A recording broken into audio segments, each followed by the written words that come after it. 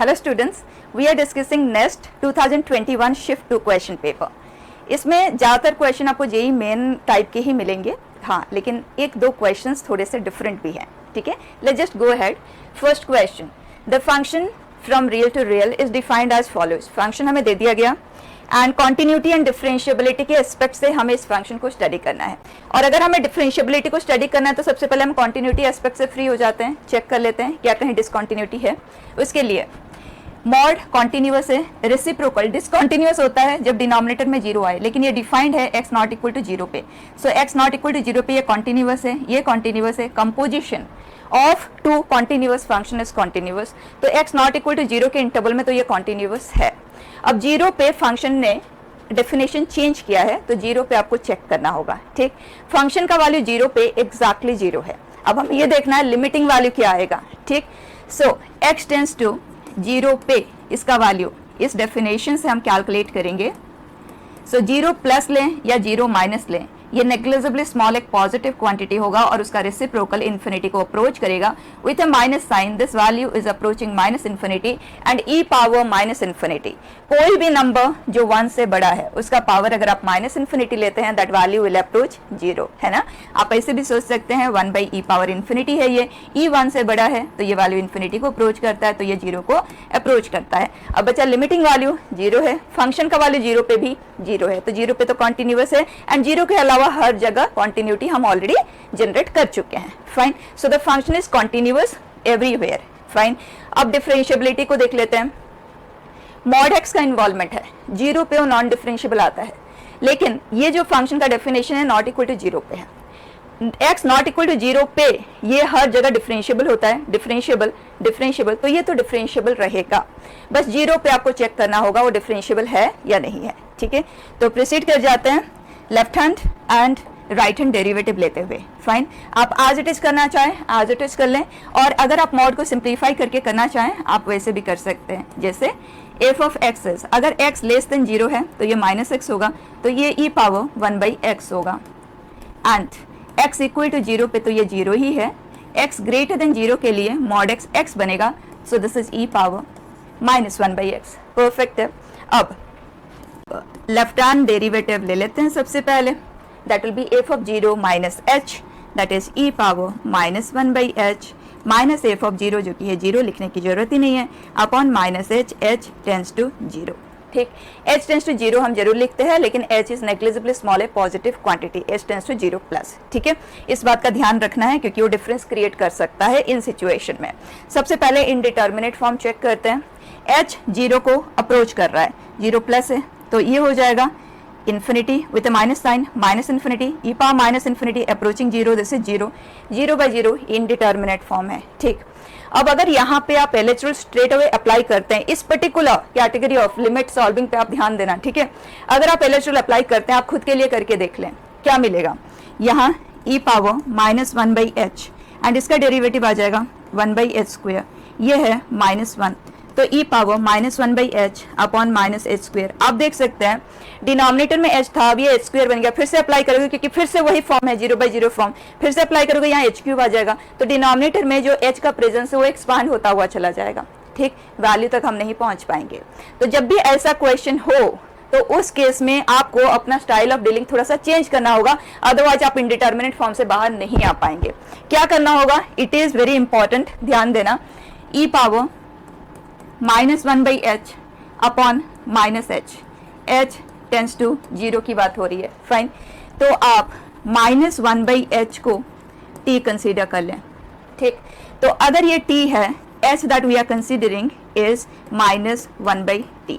Fine, अब इस पूरे क्वेश्चन को हम टी में कन्वर्ट कर देते हैं। ओके, सो हमने लिया है माइनस 1 बाई एच को T, so this becomes T. Fine, way T is approaching, अब टी की बात करते हैं, एच जीरो प्लस है तो ये माइनस इन्फिनिटी है, so t is approaching minus infinity. Okay, properly लिखना है, t is approaching minus infinity. Done. अब इनडिटर्मिनेट फॉर्म को चेक करते हैं। टी इज माइनस इन्फिनिटी तो ये है minus infinity, e power minus infinity zero, तो इन्फिनिटी इंटू जीरो फॉर्म है। ठीक, और उस फॉर्म को हैंडल करने के लिए हमें जीरो बाई जीरो या इन्फिनिटी बाई इन्फिनिटी फॉर्म में उसे रिड्यूस करना होता है। ठीक, तो इस केस में आप टी को शिफ्ट नहीं करना, rather you should shift this. Fine, अब काम हो गया, एक ही स्टेप में अब कंप्लीट हो जाएगा। ये इन्फिनिटी बाय इन्फिनिटी फॉर्म है, हमने LH रूल अप्लाई किया, फाइन है। अब as t approaches minus infinity, this will become e power infinity and this is 0। Perfect, काम हो गया खत्म, तो इसका वैल्यू आ गया 0। इस बात को आप इस तरह से याद भी रख सकते हैं, e का पावर -1/h है, तो डिनोमिनेटर में h आ जाए, h स्क्वायर आ जाए, h क्यूब आ जाए, कुछ भी आ जाए, इसका वैल्यू 0 को ही अप्रोच करेगा by the same explanation. Clear है बेटा? तो यहाँ पे अब आप बता दें दिस इज 0, डायरेक्टली लिख देते हैं। एंड एग्जैक्टली उसी तरह से जब आप राइट हैंड डेरिवेटिव लेंगे, so that will be e power -1/h upon h, h tends to 0। अब इन दोनों में सिर्फ एक साइन का ही डिफरेंस आपको दिख रहा होगा इस जगह पे, है ना, और कोई चेंज तो नहीं है। एंड ये वैल्यू 0 को अप्रोच कर रहा है, तो -0 इज ऑल्सो 0, तो ये डिफरेंशियबल आ गया 0 पे। सो 0 पे डिफरेंशियबल है, that means it is differentiable everywhere, क्योंकि 0 के अलावा बाकी हर जगह पे तो डिफरेंशियबल ऑलरेडी था ही। फाइन, अब ऑप्शंस चेक करते हैं। Is differentiable and is derivative is continuous. Okay, derivative की कॉन्टिन्यूटी एस्पेक्ट अभी हमें डिस्कस करना है, आएंगे उस पर। Is nowhere continuous on R, ये तो गलत है। Is continuous but not differentiable, ये भी गलत हो गया। F is differentiable and is derivative is not continuous, इसका मतलब बस इन दोनों में से हमारा कोई एक आंसर आना है, और वो डेरिवेटिव को लेकर, डेरिवेटिव की कॉन्टिन्यूटी को लेकर डिस्कस होगा। फाइन, तो आगे बढ़ते हैं। डेरिवेटिव की कॉन्टिन्यूटी को हम डिस्कस कैसे करते हैं, ये देखें। F dash x, x less than 0 के लिए इसे आप डिफरेंशिएट ही करेंगे, क्योंकि डिफरेंशियबल है ना, डिफरेंशिएट करें, क्या आ गया -1/x² e पावर 1/x। ठीक, 0 पे हमने डेरिवेटिव अभी निकाला था, left hand derivative right hand derivative दोनों 0 आया था ना, सो f डैश 0 इज 0। ठीक, एंड x ग्रेटर देन 0 के लिए, x ग्रेटर देन 0 के लिए ये आएगा 1/x² e power -1/x। Perfect, अब हमें इस फंक्शन की कॉन्टिन्यूटी को डिस्कस करना है। ठीक, x लेस देन 0 के लिए कॉन्टिन्यूअस कॉन्टिन्यूअस कॉन्टिन्यूअस, तो ये तो कॉन्टिन्यूअस है। x ग्रेटर देन 0 के लिए कॉन्टिन्यूअस है, हमें सिर्फ और सिर्फ 0 पे से चेक करना है। ठीक, तो 0 पे फंक्शन का वैल्यू तो 0 है, 0 पे इस फंक्शन का लेफ्ट हैंड लिमिट क्या आएगा, आ जाता है यहाँ 0 पे left hand limit, so x tends to 0 minus, तो ये आ जाएगा -1/h, यहाँ आ जाएगा h स्क्वायर। और अभी थोड़ी देर पहले ही हमने इस लिमिट को जनरलाइज करके लिखा था कि इसका वैल्यू हमेशा ही 0 आएगा, तो लिमिटिंग वैल्यू 0 आ गया। इस तरफ भी आप देख लें, सेम 0 आ गया, सो इट इज कॉन्टिन्यूअस, तो यहाँ आ गया हमारा आंसर। ठीक है, और इस तरह का क्वेश्चन नया नहीं है। हाँ, ये जो लिमिट की हैंडलिंग है ये डेफिनेटली नया है। ठीक है, अदरवाइज जो डेरिवेटिव की कॉन्टिन्यूटी एस्पेक्ट से क्वेश्चन हमारे पास जेईई मेन एडवांस दोनों में ही आ चुके हैं पहले। ठीक है बच्चा, नेक्स्ट क्वेश्चन।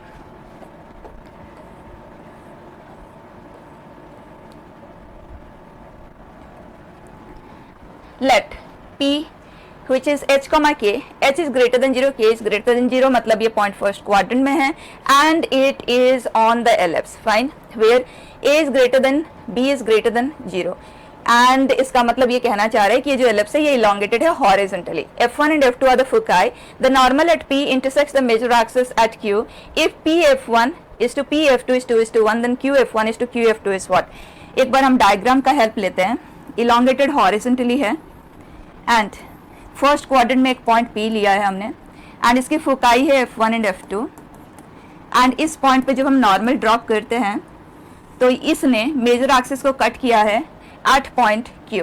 परफेक्ट, अब क्वेश्चन हमें कह रहा है P F1 is to P F2 is to 1, then Q F1 is to Q F2। बच्चा ये तो 9th 10th क्लास का एंगल बाइसेक्टर का प्रॉपर्टी है ना, और यहाँ पे एलिप्स रिलेटेड एक प्रॉपर्टी आप सबने पढ़ा है कि tangent drawn at any point, अगर हम कोई भी एलिप्स लेते हैं, ये फोकाई है और एनी पॉइंट P, इस जगह पे अगर हम टेंजेंट ड्रॉ करते हैं, नॉर्मल ड्रॉ करते हैं, दोनों एक दूसरे के परपेंडिकुलर ही होती हैं, right.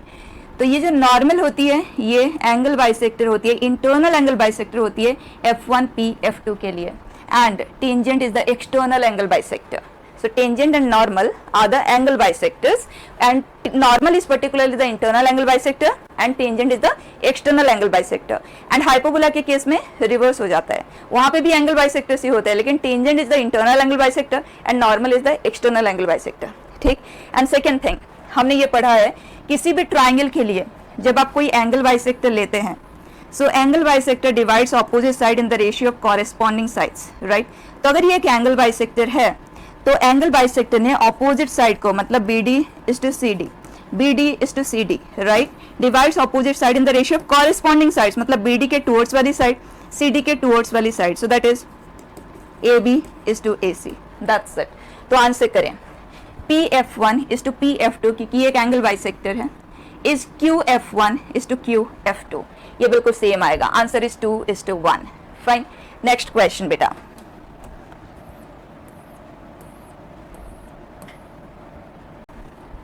A group of 5 students X, Y, Z, P and Q have the following combination of 2 subjects each in their first year of college. X studies physics and mathematics. Chart ही बना लेते हैं, why waste time? So X studies physics and mathematics. Okay, subjects हमारे पास क्या क्या है? Physics, mathematics and X के लिए हम मार्क भी करते जाते हैं, and Y studies physics and biology. So Y के लिए physics and biology and Z studies biology and mathematics. Okay, and then we have P studies chemistry and physics. So here name of the person that we have is P, chemistry and physics, done. And then the last person Q, who studies mathematics and chemistry. Okay, then it says a 6th student R joins this group. If he has a subject in common with each of the other students, then his possible subjects of study are. इसका मतलब हर एक बच्चे के साथ उसका कोई ना कोई सब्जेक्ट कॉमन जरूर होना चाहिए, ठीक है। तो यहाँ पे देखें, ऑप्शन वाइज करते हैं, बेटर है। बायोलॉजी एंड केमिस्ट्री, तो X के साथ बायो भी कॉमन नहीं है, केमिस्ट्री भी कॉमन नहीं है, तो ये तो रूल्ड आउट हो गया। मैथमेटिक्स एंड बायोलॉजी, X के साथ मैथमेटिक्स कॉमन है, Y के साथ बायोलॉजी है, इसके साथ मैथमेटिक्स एंड बायोलॉजी दोनों है, फाइन है। एंड फिजिक्स के साथ मैथ्स भी नहीं है और बायो भी नहीं है, मतलब ये तो एक्सेप्टेबल नहीं होगा। मैथमेटिक्स एंड फिजिक्स, मैथ से कॉमन, फिजिक्स से कॉमन, जेड के साथ मैथ से कॉमन, इसके साथ फिजिक्स से कॉमन और इसके साथ मैथ से common, yes. So this is a possible choice and single correct type है, तो आपको चेक भी करने की जरूरत नहीं है ड्यूरिंग द एग्जाम, बट अभी तो हम लर्निंग फेज पे है, तो आप कर सकते हैं। केमिस्ट्री एंड मैथमेटिक्स, मैथमेटिक्स से कॉमन एंड इसके पास कुछ भी नहीं है, so ruled out, this the only choice. Next बेटा,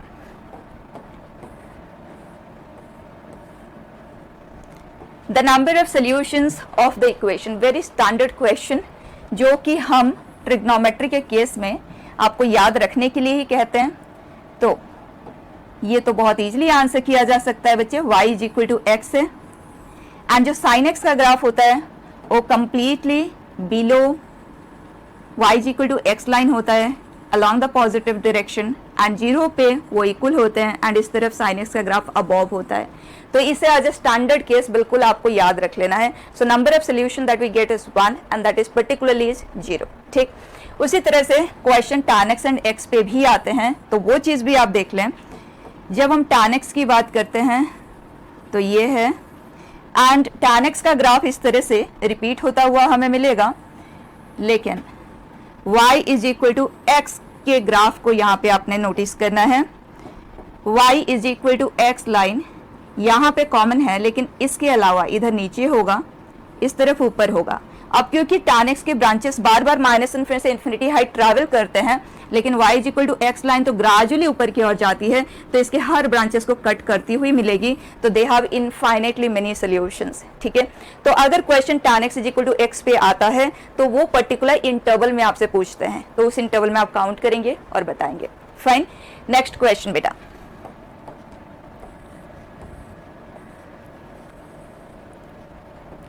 the number of positive integers n such that 2 power n plus 7 power n is a perfect square। देखिए यहाँ 2 power n plus 7 power n, अगर n कोई natural number है जैसे positive integer है, तो ये तो बच्चा इवन ही होगा और ये ऑड होगा, नो डाउट अबाउट इट, और दोनों का सम ऑड ही आएगा। और अगर ये परफेक्ट स्क्वायर है तो वेरी क्लियर वो परफेक्ट स्क्वायर किसी ऑड नंबर का ही होगा, यस। तो ये हो गया एक ऑड नंबर, डन।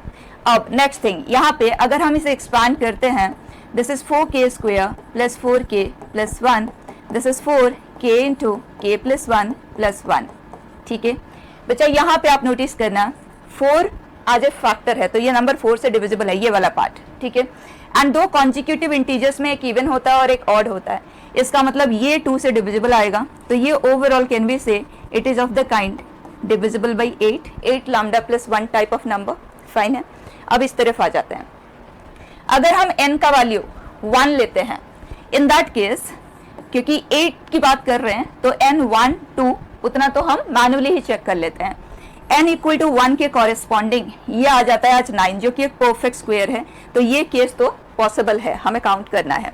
अगर हम n का वैल्यू 2 कंसीडर करते हैं, n आज 2, in that case this is 4 and this is 49, तो 53 आ रहा है। यूनिट प्लेस पे 3 आ नहीं सकता किसी भी परफेक्ट स्क्वायर के लिए, तो हमें पता है यूनिट प्लेस पे 2 नहीं आ सकता, 3 नहीं आ सकता, 7 नहीं आ सकता और 8 नहीं आ सकता किसी भी परफेक्ट स्क्वायर के लिए, राइट। तो 3 आया तो स्ट्रेट अवे ये रिजेक्ट ही हो गया। फाइन है, तो 1 एंड 2 के लिए तो हमने मैनुअली चेक कर लिया, एंड 3 ऑनवर्ड्स ये हमेशा ही 8 का मल्टीपल आएगा, 2 पावर 3, 2 पावर 4, 2 पावर 5, राइट। तो ये हो जाएगा 8k टाइप, एंड 7 है 8 minus 1 whole power n। Fine, इसका मतलब अगर n इवन है तो ये 8k प्लस 1 टाइप का आता है, और अगर n ऑड है तो ये 8k प्लस 7 टाइप का आता है। फाइन, और हमें चाहिए 8k प्लस 1 टाइप का वो होना चाहिए, तो यहाँ से ये कंफर्म हो जाता है कि n जो कुछ भी होगा इवन ही होगा। सारे पॉसिबल n इवन के लिए वैलिड नहीं होगा, लेकिन जो कुछ भी हमारा आंसर आएगा n आज इवन के लिए ही होगा। n greater than equal to 3 की हम बात कर रहे हैं। ठीक है, 1 एंड 2 को तो हमने मैनुअली चेक कर लिया है। फाइन है, आगे बढ़ते हैं। अब एक बात यहाँ पे बिल्कुल क्लियर हो गया कि n has to be even. अब बच्चा अगर n इवन है तो मैं n को ले लेती हूँ 2i।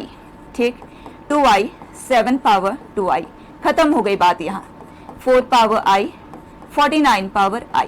अब हमें इसे स्टडी करना है कि कौन से ऐसे i होंगे जिसके लिए एक परफेक्ट स्क्वायर में रिजल्ट करेगा, इतना सही बात। तो उसके लिए जब भी परफेक्ट स्क्वायर का हम डिस्कशन करते हैं तो हम यूनिट प्लेस से बिगिन करते हैं, क्योंकि अगर यूनिट प्लेस इस तरह का आ जाता है तो परफेक्ट स्क्वायर बनेगा ही नहीं, राइट। तो चेक कर लेते हैं 4 का कोई भी नेचुरल पावर जब आप लेते हैं तो उसके यूनिट प्लेस पे क्या क्या बन सकता है। 4 पावर 1 के लिए यूनिट प्लेस 4 है, 4 पावर 2 के लिए यूनिट प्लेस 6 है, एंड 4 पावर 3 के लिए यूनिट प्लेस 4 है। तो आप देख सकते हैं जो 4 का कोई भी पावर आप लेते हैं तो यूनिट प्लेस में सिर्फ ये 2 पॉसिबिलिटीज ही क्रिएट होती हैं। 4 का पावर अगर ऑड है तो यूनिट प्लेस पे 4 आएगा, 4 का पावर इवन है तो यूनिट प्लेस पे 6 आएगा, राइट। उसी तरह से यहाँ पे आ जाए, 49 लेने की जरूरत नहीं, आप यूनिट प्लेस की बात करें तो सिर्फ 9 पे ध्यान दें। 9 का पावर 1 लेते हैं तो यूनिट प्लेस पे 9 है, राइट। एंड अगर 9 पावर 2 लेते हैं तो 1 है, फिर 9 है, फिर 1 है। इसका मतलब 49 का ऑड पावर के कॉरेस्पॉन्डिंग यूनिट प्लेस पे आता है 9, एंड इवन पावर के कॉरेस्पॉन्डिंग यूनिट प्लेस पे आता है 1, राइट। अब देख लेते हैं अगर i ऑड है तो यूनिट प्लेस पे 3 आ रहा है, परफेक्ट स्क्वायर हो नहीं सकता, और अगर i इवन है तो 7 आ रहा है और वो कोई परफेक्ट स्क्वायर हो ही नहीं सकता। फाइन, तो इसका मतलब n greater than equal to 3 में हमें कोई और ऐसा n मिल ही नहीं सकता जिसके कॉरेस्पॉन्डिंग ये कोई परफेक्ट स्क्वायर बन पाए। इसका मतलब there is only one possibility, that is n is equal to 1। So here fine, next बेटा।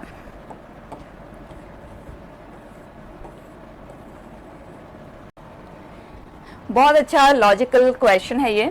Niger and CEBS anticipate admission of 200 students in the same semester and plans to offer jointly a number of online courses in both the places. The institutes decide to let each student choose exactly 3 courses and also do not want any 2 students to choose the same set of 3 courses. The minimum number of online courses required to be offered to accomplish this is। अब आप देखें कितने ऐसे subjects वो offer करें ताकि कोई भी स्टूडेंट के पास वही 3 सिलेक्शन ना आए। इसका मतलब number of distinct selections that are possible out of those n subjects that should exceed 200, उतने हमारे पास सिलेक्शन की पॉसिबिलिटी होनी चाहिए जो 200 या 200 को एक्सीड कर जाए, तभी तो हर स्टूडेंट के पास डिफरेंट सिलेक्शन की पॉसिबिलिटी मिल पाएगी। फाइन। तो अब हमें n को सॉल्व करना है and that too minimum number of possibility, मतलब minimum value of n। nc3 is n into n minus 1 n minus 2 upon 3 factorial जो कि है 6, इसे हम कर देते हैं इधर shift, fine, that comes out to be 1200। अब तीन कॉन्जिक्यूटिव इंटीजर्स का product greater than equal to 1200 हो, n की सबसे लिस्ट पॉसिबिलिटी क्या होगी? इस पे वर्क करने का बेस्ट तरीका होता है क्यूब, 3 है ना, तो आप इसे क्यूब की तरह कंसीडर कर लें और देखें 1200 के नियर अबाउट परफेक्ट क्यूब कौन सा है। तो 1200 के नियर अबाउट 10 का क्यूब, राइट, 11 का क्यूब तो उसे एक्सीड कर जाता है, तो हम ट्राई करते हैं उसी के अबाउट, ठीक। अगर हम सबसे छोटे वाले को लें, n-2 को 10 कंसीडर करें, सो n as 12, we get 12 into 11 into 10, fine. Multiply करके देखते हैं इसे एक्सीड कर रहा है क्या या इसके बराबर है क्या। बच्चे इन दोनों का प्रोडक्ट क्या आ गया, 12 into 11 which is 132, right, so 1320 it is, ये इसे एक्सीड कर रहा है।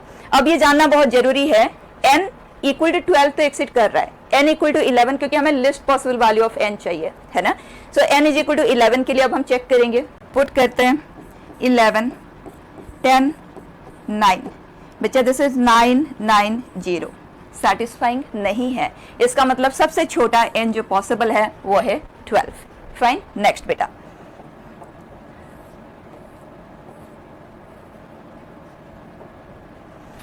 if tan of cot x is cot of tan x, then one of the possible values of sin 2x is, बच्चा ट्रिग्नोमेट्रिक इक्वेशन है, tan है, cot है, so इसे हम लिख सकते हैं cot theta is tan pi by 2 minus theta, right, दोनों तरफ हमें सेम ट्रिग्नोमेट्रिक रेशियो तो चाहिए। अब tan a is equal to tan b अगर है, does it mean a is equal to n pi plus b, generalize solution, yes. तो इसके हेल्प से अगर हम आंसर करें, पहले तो हमारा जो क्वेश्चन है उसे लिख लेते हैं, tan of cot x is equal to tan of pi by 2 minus, ये x में है, ये एंगल x है, ठीक है, so that is tan x। So using this we have cot x is equal to n pi plus pi by 2 minus tan x, और हमें sin 2x चाहिए, इसे इधर शिफ्ट कर देते हैं, tan x is sin by cos, cot is cos by sin is equal to n pi plus pi by 2, sin square plus cos square जो कि है 1, sin into cos, तो 2 से कर देते हैं मल्टीप्लाई ताकि वो sin 2x में कन्वर्ट हो पाए। 2 से मल्टीप्लाई किया है डिनोमिनेटर को तो न्यूमरेटर को भी कर दिया, और इस तरफ से हम पाई को ले लेते हैं common, so 2n plus 1 by 2, perfect. बच्चा ये है sin 2x जिसका वैल्यू हमें चाहिए, so sin 2x is equal to 4 by pi into 2n plus 1। अब ऑप्शंस चेक करते हैं, क्या ये पॉसिबल है, 4 by pi है एंड एक ऑड नंबर जो कि है परफेक्ट है, क्या इसके अलावा और कोई पॉसिबिलिटी है, चेक कर लें, ये 4 है, यहाँ ऑड है, फाइन, ये दोनों तो बच्चा रिलेटिवली प्राइम है, तो सिंप्लीफाई तो हो नहीं पाएगा, मतलब न्यूमरेटर में 4 का होना कंफर्म्ड है जो कि यहाँ कहीं है नहीं, so the only choice, fine. Next,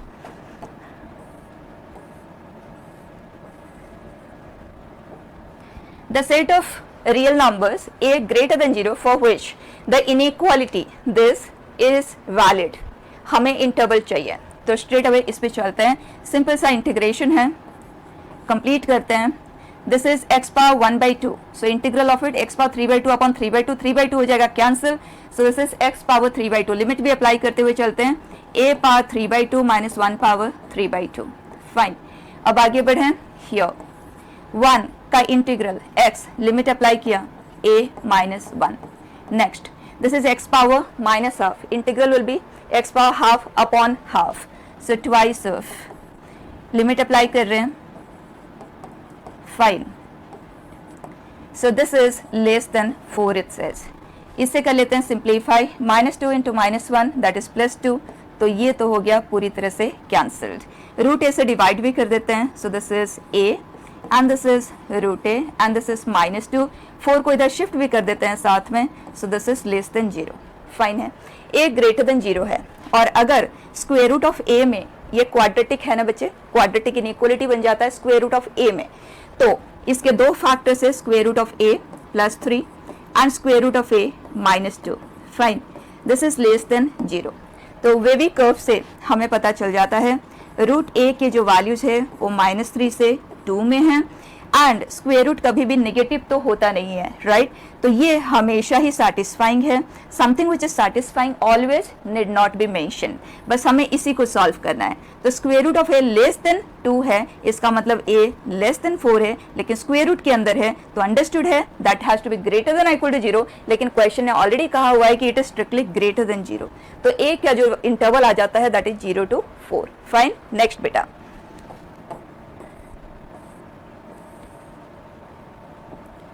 The real values of x for which the points 4 points are being given they are coplanar।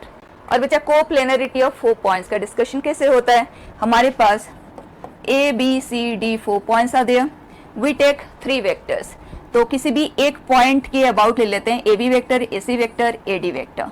So ab ac ad must be coplanar, and 3 vector coplanar होने के लिए उनका component का जो determinant value that has to be 0, जिसे हम box product कहते हैं, दैट इज 0। फाइन, बस इतना सा काम करना है। तो बता दें ए बी वेक्टर के 3 कंपोनेंट्स क्या आ गए? 1 a b final minus initial 1 1 1, a c vector के बच्चे 3 3 3। फाइन, ए डी वेक्टर के x-1 x+1, वैसे तो ये लिखने की भी हमें जरूरत नहीं है, क्योंकि जब बॉक्स प्रोडक्ट में कोई 2 वेक्टर पैरेलल आ जाता है, पैरेलल मतलब components along the same direction are in proportion, तो इसका वैल्यू 0 आएगा ही आएगा, हर हाल में आएगा, irrespective of the value of x। तो इसका मतलब this holds true always, always मतलब any real x। Fine, next.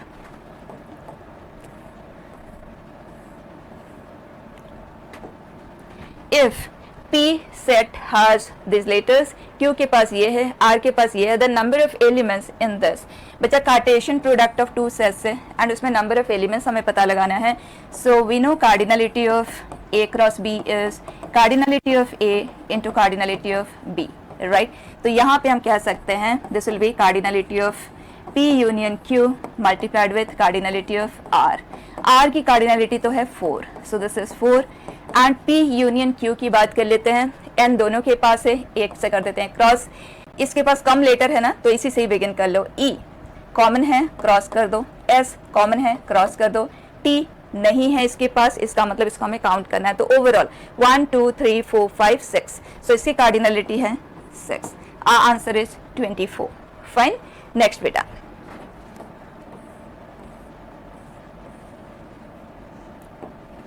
Standard property as it is, let d1 d2 d3 dr be all positive divisors of n.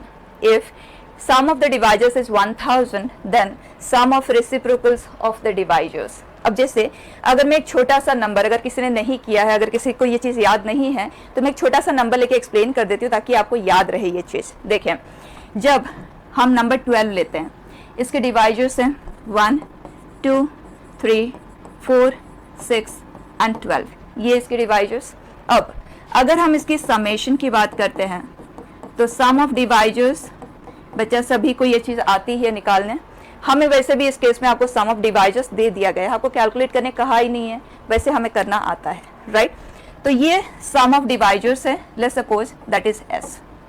अब अगर हमें sum of reciprocals of the divisors चाहिए, we want to find this. Smartly समझना मेरी बात को, ये हमें फाइंड करना है। मैं इसे एस डैश ले लेती हूँ, ठीक बच्चे। जब हम डिवाइजर के रेसिप्रोकल की बात करते हैं तो उस केस में आप जिस नंबर के डिवाइजर्स है ना, उस नंबर से कर दो मल्टीप्लाई दोनों तरफ। तो आप देखें 12/1 12 है, 12/2 6 है, 12/3 4 है, 3 है, 2 है, 1 है। आप देख सकते हैं यहाँ डिवाइजर्स असेंडिंग ऑर्डर में लिखा हुआ है, उनके कॉरेस्पॉन्डिंग रेसिप्रोकल है। तो जब आपने n से मल्टीप्लाई किया तो ये यही वाले डिवाइजर्स का लिस्ट है, रिवर्स ऑर्डर में लिखा हुआ है, that's it. So can I say जैसे ही आपने इसे मल्टीप्लाई किया that came out to be same as s। तो ये एक प्रॉपर्टी होती है बच्चा, ये चीज बस आप एज इट इज याद रख लें। s dash is sum of reciprocal, n is the number and s is sum of the divisors. अब डायरेक्टली आप आंसर कर दें, sum of reciprocals is s/n, so here 1000/n, ठीक। नेक्स्ट बेटा,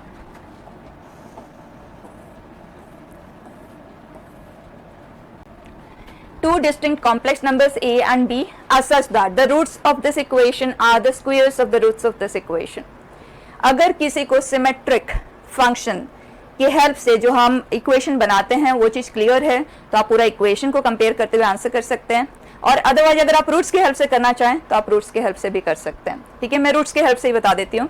अगर इस इक्वेशन के रूट्स अल्फा एंड बीटा है, क्वेश्चन ने कहा इसके roots alpha square and beta square है, फाइन। हमें ए एंड बी में रिलेशन चाहिए, तो यहाँ सम ऑफ रूट्स है minus a and product of roots है बी, और यहाँ से हमें मिल रहा है sum of roots is minus b and product of roots is a. बच्चा यहाँ से क्लियर हो जाता है b square is a, fine. अब इस रिलेशन पे चलते हैं। अगर हम इसे स्क्वायर करते हैं that is alpha square plus beta square plus 2ab, right. So a square is equal to b, ये दो चीजें हमें मिल चुकी हैं, फाइन। अब देखें आगे, क्वेश्चन ने कहा है a and b are distinct complex numbers, distinct भी है, ध्यान देना है, ठीक। तो इन दोनों की हेल्प से पहले हम ए एंड बी को सॉल्व करके देखते हैं किस तरह का सिचुएशन जनरेट हो रहा है। तो बच्चा b is a square, b की जगह पे मैं ए स्क्वायर पुट कर देती हूँ, सो वी गेट दिस। इसका मतलब a power 4 minus A is 0, so a cube minus 1। तो यहाँ से हमें जो सॉल्यूशंस मिल रहे हैं वो है a is 0, a is 1, cube roots of unity है ना ये a की जो वैल्यूज है, तो omega and omega square, perfect. Question ने कहा है a and b are distinct. अगर a का वैल्यू 0 है तो किसी की भी एक की हेल्प से आप कैलकुलेट कर लें, b is coming out to be 0, मतलब ये केस हमें नहीं लेना है क्योंकि a एंड b इक्वल है। a अगर 1 है तो b भी 1 है, ये केस भी हमें कंसिडर नहीं करना है। अगर ओमेगा है तो ओमेगा स्क्वायर है, इसका स्क्वायर ओमेगा होता है, मतलब इन दोनों में से आप कोई भी एक केस को लेके आगे बढ़ सकते हो, राइट। अब किसी को भी ले लेते हैं, ओमेगा ले लेते हैं, omega and omega square. So x and y के वैल्यूज हमें चाहिए, सो this is omega power k summation k from 0 to 2022। Omega के कॉन्जिक्यूटिव पावर्स का प्रेजेंस है, और हमें पता है 3 के ग्रुप में वो 0 बनते हैं, है ना। Omega power 1 plus omega power 2 plus omega power 3 that will be 0। 3 consecutive powers of omega sum ups to 0, right. Omega power m plus omega power m plus 1 plus omega power m plus 2 is 0। उसी के help से हम इसे answer करेंगे। तो total number of exponents जो omega का power है, कितने वैल्यूज उसके लिए साइन हो रहे हैं, 2023, राइट। अगर हम इसको 3 के ग्रुप में डिवाइड करें तो एक टर्म एक्स्ट्रा बच जाएगा, यस। तो वो एक्स्ट्रा टर्म या तो आप बिगिनिंग से बचा लो या एंड से बचा लो, आपका चॉइस है। और हाँ, आप इसे सम ऑफ जीपी से भी कर सकते हैं, पूरी तरह से आपका चॉइस है, but I prefer dealing it directly. We have omega power 0, omega power 1, omega power 2 and so on. हमारे पास 2, 0, 2, 3 टर्म्स आ गए, और 3 के ग्रुप में वो 0 बनते जाएंगे। तो टोटल हमारे पास जो ग्रुप्स क्रिएट होंगी 3 के ग्रुप में, उसके अलावा हमारे पास एक टर्म एक्स्ट्रा बच जाएगा, क्योंकि ये 3k+1 टाइप का नंबर है, और वो एक्स्ट्रा टर्म या तो आप बिगिनिंग वाला बचा लो या एंड वाला बचा लो, आपका चॉइस है। I prefer to save from the beginning, वो है 1, बाकी सब मिलके 0 क्रिएट करेंगे, राइट। तो इसका वैल्यू आ जाता है 1। अब इस पे आ जाए, ये है omega square power 1, omega square power 2, omega square power 3। इस तरह से ये ट्रिपलेट रिपीट होता हुआ हमें मिलेगा। ओमेगा के केस में, ओमेगा एंड ओमेगा स्क्वायर के केस में अगर कॉन्जिक्यूटिव पावर का प्रेजेंस है तो 3 के ग्रुप में 0 बनते जाते हैं, ठीक। तो यहाँ पे आप बताएं कितने टर्म्स है, 2022, मतलब वो 3 का मल्टीपल ही है। इसका मतलब पूरे के पूरे ये ग्रुप्स बनते चले जाएंगे, कुछ भी एक्स्ट्रा नहीं बचेगा। So that value is 0, so this is 1, this is 0, summation is 1, clear. Next बेटा,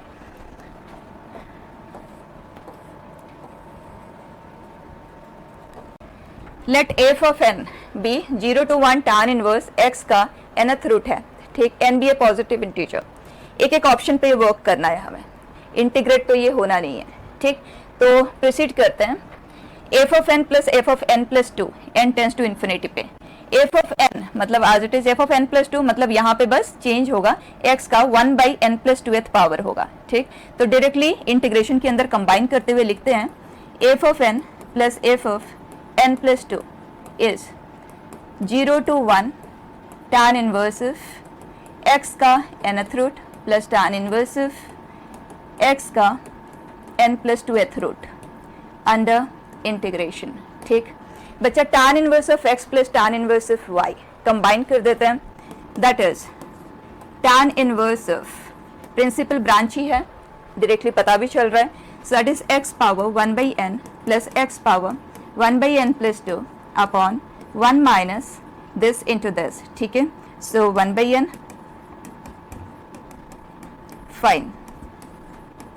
इस तरह के क्वेश्चन हमें कभी भी इंटीग्रेट करने के लिए नहीं कहा जाएगा, वो नॉन इंटीग्रेबल होते हैं। सो डोंट बॉदर, जो कुछ भी पूछा गया है just proceed.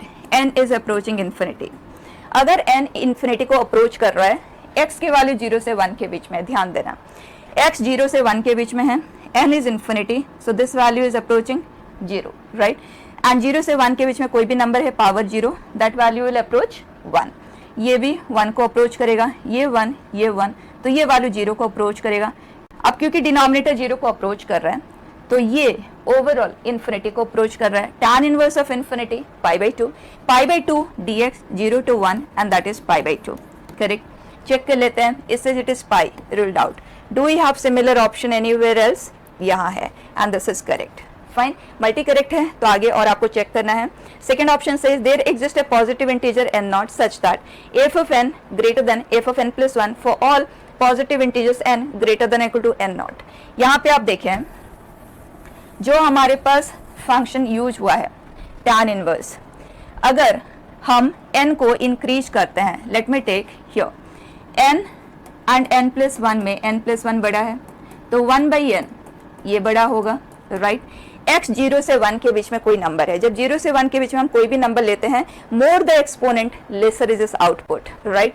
So can we say x power 1/n is lesser than x power 1/n plus 1 होगा।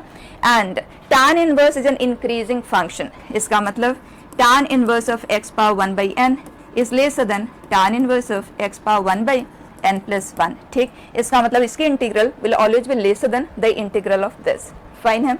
अब आ जाएं, जो इंटीग्रल है उसे हम f ऑफ n कहते हैं, right.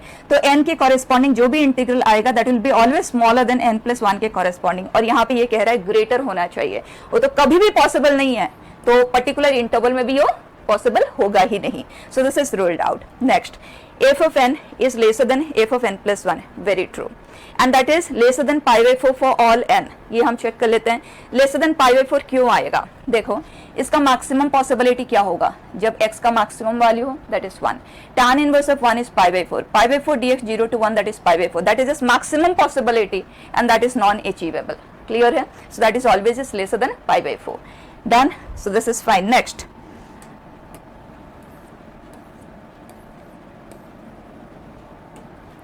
let I, j, k be three mutually orthogonal unit vectors। let x vector, y vector, z vector आपको दे दिया गया। vectors x, y, z are mutually orthogonal। orthogonal मतलब perpendicular, mutually perpendicular मतलब कोई भी दो वेक्टर आप लेते हैं वो perpendicular होना चाहिए, मतलब उनका डॉट प्रोडक्ट 0 आना चाहिए।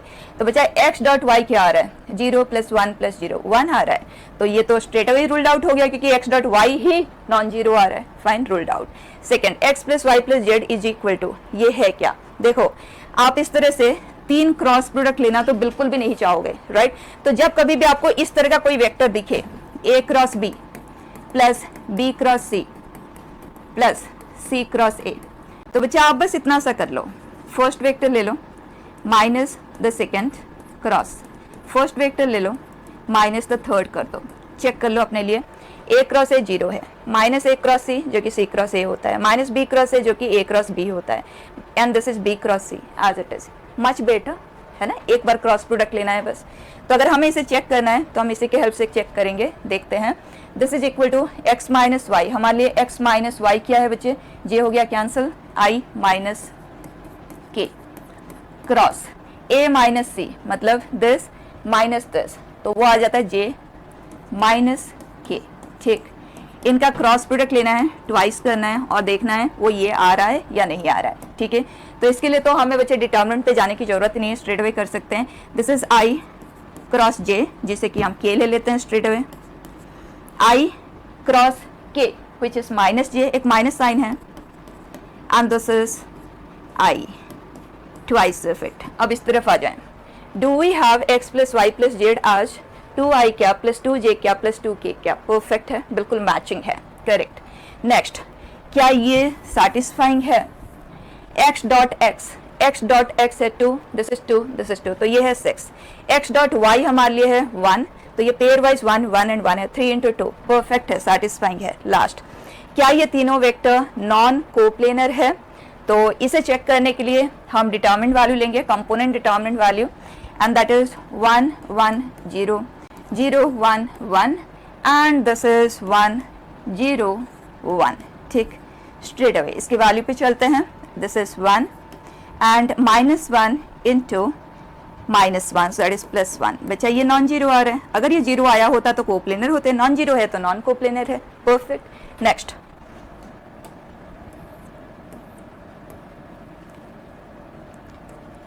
the polynomial p of x has number of real roots, non-real roots and rational roots, तीनों चीजों को हमें डिस्कस करना है। तो सबसे पहले रियल नॉन रियल को डिस्कस कर लेते हैं। उसके लिए p डैश ऑफ x लेना होगा which is 10 x power 4 minus 10। इसके साइन को हम चेक करेंगे, सो x minus 1 x plus 1 x square plus 1 ये इसके फैक्टर्स हैं एंड -1 1 इधर पॉजिटिव नेगेटिव पॉजिटिव। इसका मतलब ग्राफ ने अपवर्ड मूवमेंट किया, फिर डाउनवर्ड मूवमेंट, फिर अपवर्ड मूवमेंट, राइट। ये इसका पैटर्न रहा। तो जहां पे ग्राफ अपना मूवमेंट मतलब अपवर्ड मूवमेंट से डाउनवर्ड मूवमेंट में ट्रांसफर हो रहा है, वहां पे एक टर्निंग पॉइंट है, वहां पे हमें वैल्यू देखना होगा क्योंकि ग्राफ बनाने के लिए x, y की हमें जरूरत होती है। तो -1 के कॉरेस्पॉन्डिंग इसका वैल्यू क्या आ रहा है, फंक्शन का वैल्यू क्या आ रहा है, यहाँ पे -1 पुट कर देते हैं। इट इज कमिंग आउट, हमें एग्जैक्ट वैल्यू से मतलब नहीं है, सिर्फ पॉजिटिव या नेगेटिव, दैट्स इट। तो अब हम इसका एक रफ स्केच तैयार कर लेते हैं। -1, 13, ओके, एंड ये -∞ से यहाँ तक आया, तो -∞ पे इसका वैल्यू आएगा, ये डिसाइड करेगा जो सबसे बड़ा एक्सपोनेंट है, ठीक। -∞ का ऑड पावर -∞ है, तो -∞, से ग्राफ यहाँ पे पहुंचा। उसके बाद 1 तक ये नीचे की ओर उतरेगा एंड 1 पे इसका जो वैल्यू आ जाता है वो है 7 -10 -3, ठीक, नीचे उतरा। उसके बाद ये अपवर्ड मूवमेंट करेगा एंड इन्फिनिटी पे इसका वैल्यू इन्फिनिटी आएगा। तो क्लियर है, 3 बार एक्स एक्सिस को कट किया तो 3 इसके रियल रूट है एंड 5th डिग्री इक्वेशन है, तो बाकी 2 नॉन रियल रूट्स है। तो देख लें, it has 1 and 4 non real roots ruled out, 3 real and 2 complex is fine, only real roots ये भी रूल्ड आउट है, ये करेक्ट है। अब आ जाते हैं रैशनल रूट्स के डिस्कशन पे। तो बच्चा रैशनल रूट्स हम डिस्कस कैसे करते हैं, अगर किसी भी पॉलिनोमियल इक्वेशन जिसके पास रैशनल कोएफिशिएंट्स है जो है यहाँ, उस केस में अगर p by q इसका एक रूट है तो p will be a factor of the constant term and q will be a factor of the highest degree coefficient। Simple सा रूल हमें पता है।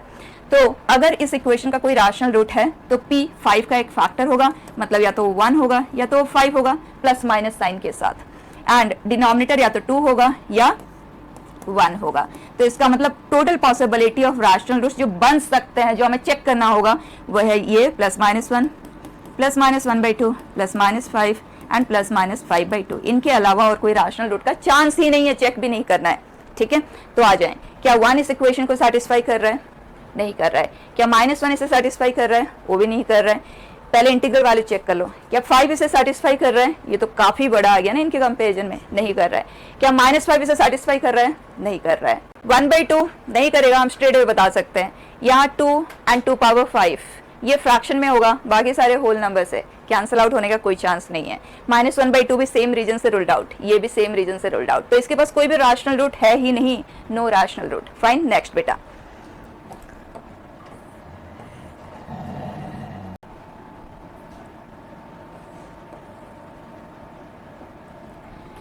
f is a function from x to y and p is a subset of x, q is a subset of y। ये बस inverse function को define ही किए हैं, कुछ भी एक्स्ट्रा नहीं है। f inverse of q intersection f inverse of r is f inverse of q intersection r, directly कहा जा सकता है। क्योंकि अगर इनवर्स फंक्शन डिफाइंड है, मतलब अगर ये वैलिड है, अगर एग्जिस्ट कर रहा है, तो 1-1 फंक्शन तो होते हैं इनवर्स फंक्शन, है ना। तो 1-1 के केस में यूनियन ले या इंटरसेक्शन ले, वो हमेशा ही सैटिस्फाइंग होगा। इंटरसेक्शन भी सैटिस्फाइंग होगा, यूनियन भी सैटिस्फाइंग होगा। किसी भी 1-1 के केस में तो होगा ही ना, अंडरस्टूड है, राइट। आप एग्जाम्पल से चेक भी कर लें खुद के लिए। लेकिन ये वाले केसेस आप देख लें, यहाँ f of f inverse actually exist कर रहा है या नहीं कर रहा है, हमें नहीं क्लैरिटी है।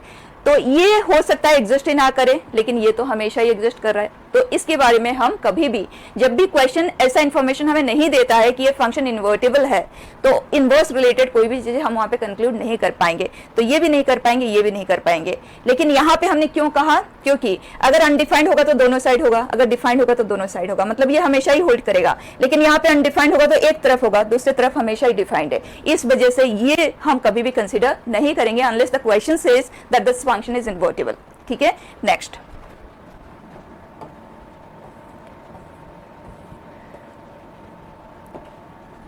For a square matrix x, ये सब अंडरस्टूड इन्फॉर्मेशन है, बस आपने ये देखना है इन्वर्टेबल है एंड 3x3 मैट्रिसेस है। एडजॉइंट ऑफ पी का डेट वैल्यू क्या होता है बच्चा? Det value of adjoint of P is det value of P power n-1, n इस केस में है 3, तो this is true. Second, det value of C P, हमें पता है जब हम कोई भी स्केलर से एक मैट्रिक्स को मल्टीप्लाई करते हैं तो उसका डेट वैल्यू होता है k power n into det value of a, right? तो दिस इज रूल्ड आउट, ये c क्यूब होना चाहिए था। Det value of q p, q transpose का inverse, so det value for a product और सभी के सभी स्क्वायर मैट्रिसेस है, मैं इस तरह से लिख रही हूँ डेट वैल्यू के लिए q ट्रांसपोज का इनवर्स का डेट वैल्यू, फाइन। और किसी भी मैट्रिक्स का इनवर्स का डेट वैल्यू होता है उसके डेट वैल्यू का रेसिप्रोकल। एंड क्यू ट्रांसपोज का डेट वैल्यू की बात की जाए या क्यू का डेट वैल्यू की बात की जाए, एक ही चीज होता है, so they cancel each other resulting to det P, correct है। And det value of P plus Q या पी माइनस क्यू ये नहीं होता, पी ट्रांसपोज तो पी ही होता है ना। तो det value for sum of matrices is never sum of the det values, ये एडिशन या सब्ट्रैक्शन आप किसी भी केस में यूज नहीं कर सकते, तो डायरेक्ट प्रॉपर्टीज में हम डिस्कस करते ही हैं, फाइन है। सो दैट्स इट बेटा।